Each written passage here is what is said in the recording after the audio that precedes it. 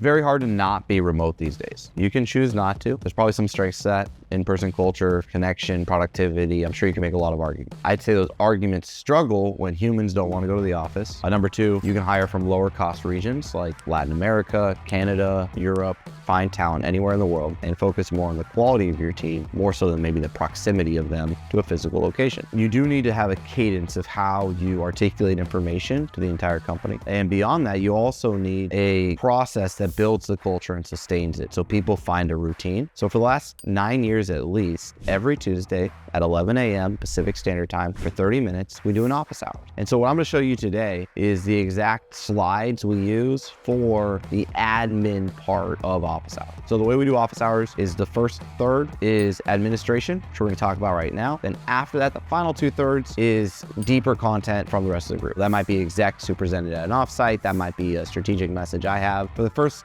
8.5 years, so up to the last 6 months, I ran office hours. Once we got big enough, I felt like it was important to let go of the administrative part of office hours and have someone else host it. And that's the head of HR now, and have someone else do the announcements. And then when I do use my voice now, I can choose to use it in strategic moments that I think are going to have outsized returns. And so people don't tune me out. You can see upcoming events. So we will make sure everybody knows what's going on in the organization, what events are upcoming, quick little reminders. From there, we do birthdays. I love celebrating our team, celebrating their birthday. Everybody likes to feel important on their birthday. And at Directive, you can have your birthday off, so you don't have to work on your birthday. Then we do anniversaries. Loyalty is the most important thing to encourage out of your culture. We do anniversaries for how long people have been at the firm. We also do bonuses based on tenure, and these are kind of some of the template slides we do there. Beyond that, we love to have people introduce themselves. Having someone publicly introduce themselves can be nerve-wracking for a lot of people, but also we're a consulting firm who has to essentially convince clients of ideas all the time, so it's pretty important. In this, we let people introduce,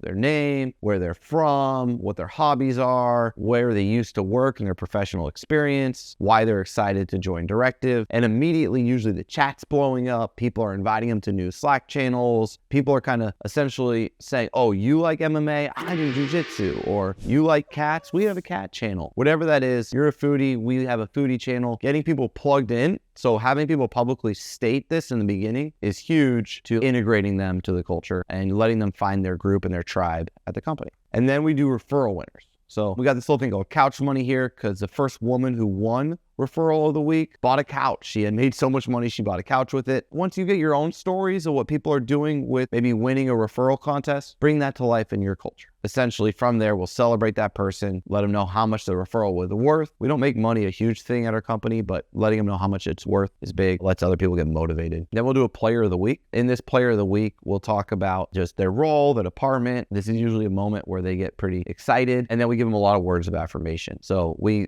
have a channel where the executive team, the management team, it's not just the execs, but all managers, all leaders have access to, and they can submit someone. And then once we submit someone, we ask that person if they get selected as the player of the week by HR. We ask them to round up feedback around that person from people who work with them. And then we share those words of affirmation with the whole company. It's always a really great time for someone to feel loved and encouraged. And then at the bottom of that quote, we'll connect the value. So a value that this person really embodies, we'll connect that to each piece of feedback. So it's another chance for us to publicly integrate our values to the group. This is how we do the administrative side of office hours here at Directive. So this hopefully will give you now a nice foundation from which you can run an all-hands meeting with your entire company every week for 30 minutes to really build that culture, especially in a remote environment. Thanks, and I hope this helps.